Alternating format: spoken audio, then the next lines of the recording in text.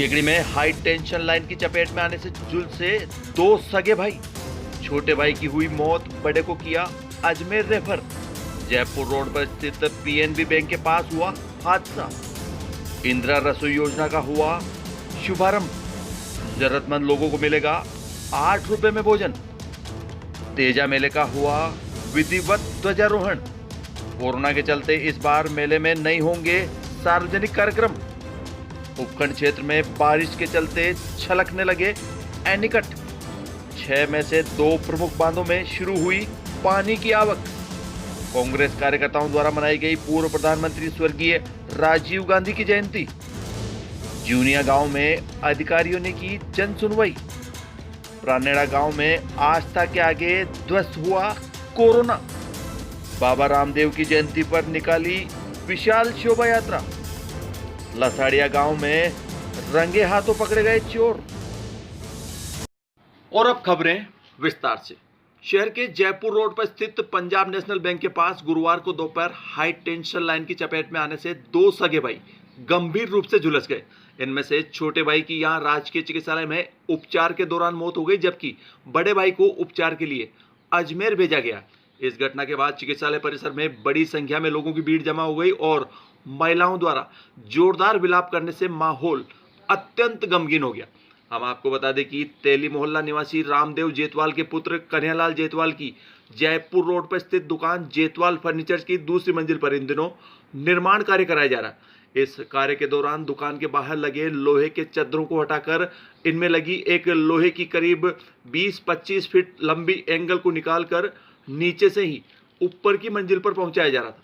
बताया गया कि इस दौरान कन्हैयालाल जेतवाल नीचे था और उसके दोनों पुत्र 15 वर्षीय अभिषेक और 17 वर्षीय विशाल दुकान की दूसरी मंजिल पर जाकर लोहे की एंगल को ऊपर खींच रहे थे।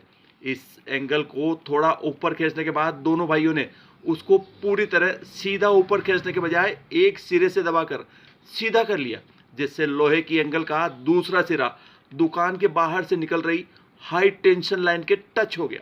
लोहे की एंगल हाई टेंशन लाइन के छूते ही दोनों भाइयों को करंट का जबरदस्त झटका लगा और वे ऊपर ही उछलकर एक और गिर पड़े। अचानक यह हादसा होने से मौके पर हाहाकार मच गया। बाद में दोनों भाइयों को नीचे लाकर घर के बाहर से निकल रही केकड़ी तहसीलदार की गाड़ी में डालकर तत्काल राजकीय चिकित्सालय पहुंचाया गया। चिकित्सालय में कार्यरत नर्सिंग स्टाफ सहित अन्य चिकित्सकों ने दोनों भाइयों का तत्काल प्राथमिक उपचार शुरू किया, मगर इस दौरान कन्हैयालाल के पुत्र अभिषेक ने दम तोड़ दिया। इसका पता चलते ही चिकित्सालय में मौजूद मृतक बालक की मां सहित अन्य महिलाएं व परिजन जोर जोर से विलाप करने लगे, जिससे चिकित्सालय परिसर में माहौल अत्यंत गमगीन हो गया।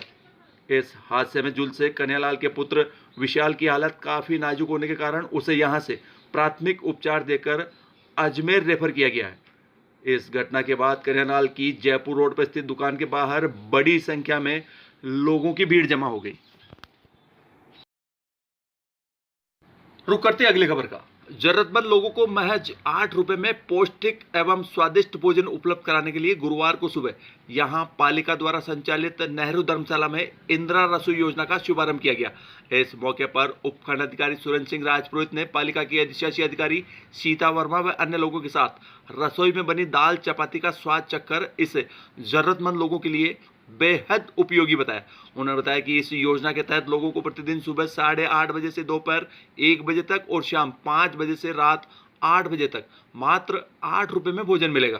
भोजन में मुख्य रूप से दाल, चपाती, सब्जी और अचार उपलब्ध कराया जाएगा। माननीय मुख्यमंत्री जी द्वारा आज इंदिरा रसोई का शुभारंभ किया गया है। उसी के क्रम में जहाँ भी स्वायत्त शासी संस्थाएँ हैं, जहाँ जैसे नगर पालिका केकड़ी में भी आज हमने नेहरू धर्मशाला में इसका उद्घाटन किया, इसकी शुरुआत की, शुभारंभ किया है। आपने देखा होगा कि बहुत ही स्वाभिमान के साथ में एक व्यक्ति यहाँ पे आराम से बैठ के और पौष्टिक और बहुत अच्छा भोजन कर सकता है। 8 रुपये उसको देने, उसमें भी आज जैसे हमारे सतीश मालू जी इसके स्पॉन्सर है, तो इन्होंने पहले ही पैसे दे दिए सबके। इस तरह से अगर स्वयंसेवी संस्थाएँ आगे आएगी, NGO आगे आएंगे या शहर के प्रबुद्ध नागरिक आगे आएंगे, मुझे ऐसा लगता है कि आदमी को 8 रुपये देने की भी आवश्यकता नहीं पड़ेगी। इस तरह से 20 रुपये में भोजन की रेट तो 20 रुपये, लेकिन उसको तो 8 ही देने हैं सिर्फ। 8 में अगर कोई संस्था आगे आ जाती वो भी देने की जरूरत नहीं है। और जो भोजन बनाने वाले, इनका भी पूर्व में अनुभव रहा है। स्थान आप देख ही रहे, नेहरू धर्मशाला है, यहाँ तो बीच में है बिल्कुल शहर के।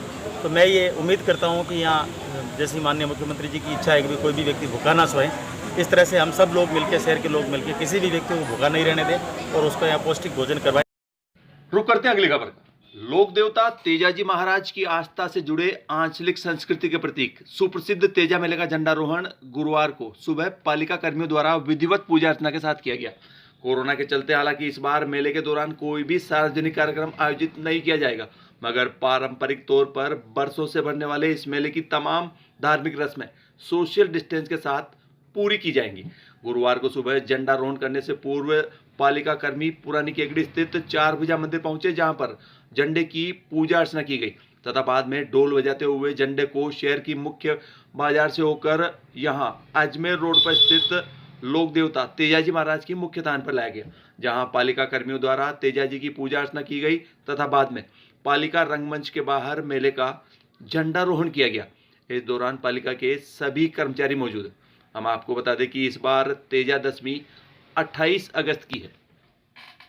बढ़ते अगली खबर की ओर। उपखंड क्षेत्र में पिछले दिनों से लगातार हो रही बारिश के चलते एक ओर जहां एनीकट छलकने लगे हैं, वहीं दूसरी ओर प्रमुख बांधों में भी पानी की आवक शुरू हो गई है। बीती रात हुई बारिश के बाद मेहरूकला गांव के पास से निकल रही खारी नदी पर बने एनीकट की चादर चलना शुरू हो गई है, जिससे आसपास के कुएं, बावड़ी व तालाबों में भी पानी की आवक बढ़ने लगी है। बारिश का दौर लगातार जारी रहने से केकड़ी क्षेत्र के 2 प्रमुख बांधों बिसुन्नी बांध व नाहर सागर पिपलाज में पानी की आवक दर्ज की गई है। सिंचाई विभाग के आधिकारिक सूत्रों ने बताया कि गुरुवार को पहली बार बिसुन्नी बांध में 1 मीटर 40 सेंटीमीटर पानी की आवक हुई है। इसी प्रकार नाहर सागर पिपलाज में गुरुवार को दोपहर बाद तक 2 मीटर 75 सेंटीमीटर पानी की आवक दर्ज की गई। बताया गया कि इस बांध के जलग्रहण क्षेत्र में बारिश का दौर लगातार जारी रहने से बांध में पानी की आवक भी लगातार बनी हुई है। इसके अलावा क्षेत्र के 4 अन्य प्रमुख बांध लसाड़िया बांध, पारा प्रथम व पारा द्वितीय बांध तथा अंबापुरा बांध में अभी तक पानी की आवक शुरू नहीं हुई है, जिसके चलते चारों बांध अभी तक खाली पड़े हैं।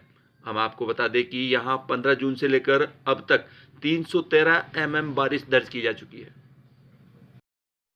रुक करते हैं अगली खबर का। ब्लॉक एवं शहर कांग्रेस कमेटी के तत्वावधान में गुरुवार को सुबह यहां पटेल मैदान पर स्थित कांग्रेस कार्यालय पर पूर्व प्रधानमंत्री भारत रत्न स्वर्गीय राजीव गांधी की जयंती सद्भावना दिवस के रूप में मनाई गई। इस अवसर पर आयोजित कार्यक्रम की अध्यक्षता शहर कांग्रेस कमेटी के अध्यक्ष निर्मल चौधरी ने की। कार्यक्रम के दौरान सभी कांग्रेस जनों ने भारत रत्न पूर्व प्रधानमंत्री स्वर्गीय गांधी की तस्वीर पर श्रद्धा सुमन अर्पित किए। इस अवसर पर जिला महासचिव रतन पंवार एवं एडवोकेट चेतन धाबाई ने संबोधित करते हुए कहा कि राजीव गांधी संचार क्रांति के प्रेरणा स्रोत थे। हम आपको बता दें कि इस अवसर पर धरनालाल डसानिया, किशन गोपाल परिवा, मोर सिंह राणावत, नवल किशोर पारिक, हेमंत जैन, नौरत तेली, सतीश मालू, भागचंद मुंद्रा, चेतन रेगर, शंकर साहू, हबीब पठान सहित अन्य कई कांग्रेस कार्यकर्ता मौजूद थे। राजीव गांधी अमर रहे, राजीव गांधी अमर रहे। जब तक सूरज चांद रहेगा राजीव तेरा नाम रहेगा, जब तक सूरज चांद रहेगा राजीव तेरा नाम रहेगा। कांग्रेस पार्टी जिंदाबाद।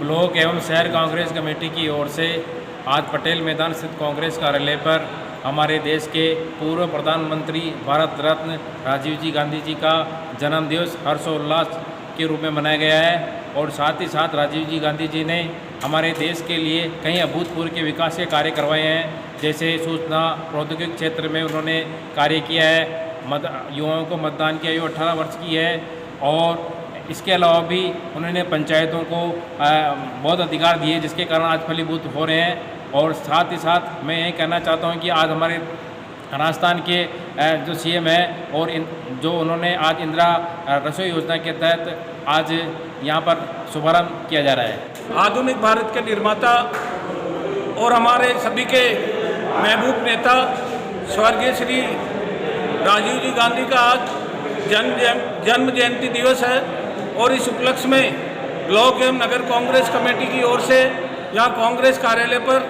हमारे स्वर्गीय नेता को सभी कांग्रेस जनों ने श्रद्धा सुमन अर्पित करते हुए श्रद्धांजलि अर्पित की और उनके बताए मार्ग पर चलने का संकल्प लिया। रुक करते हैं अगली खबर का। निकटवर्ती ग्राम जूनिया में प्रशासनिक अधिकारियों ने गुरुवार को जन सुनवाई की।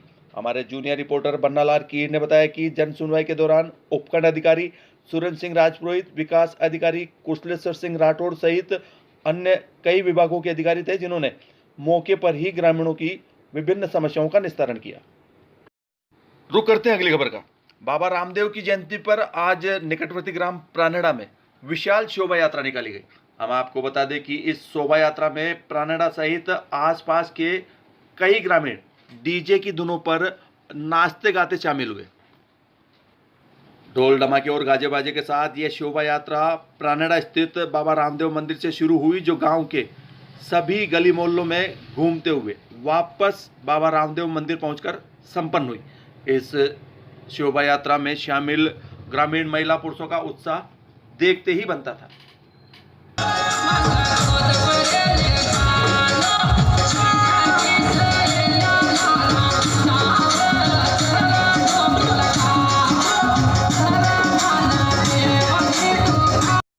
और अगली खबर निकटवर्ती ग्राम लसाड़िया से है, जहां गुरुवार को सुबह 5 जने गांव में चोरी की वारदात करते हुए रंगे हाथों पकड़े गए।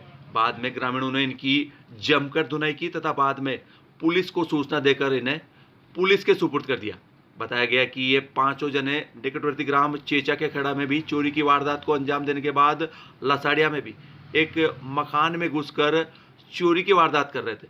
ग्रामीणों को इसका पता चलते ही इन्होंने मौके पर ही 5 को दबोच लिया तथा पुलिस को सूचना कर 5 जनों को पुलिस के सुपुर्द कर दिया।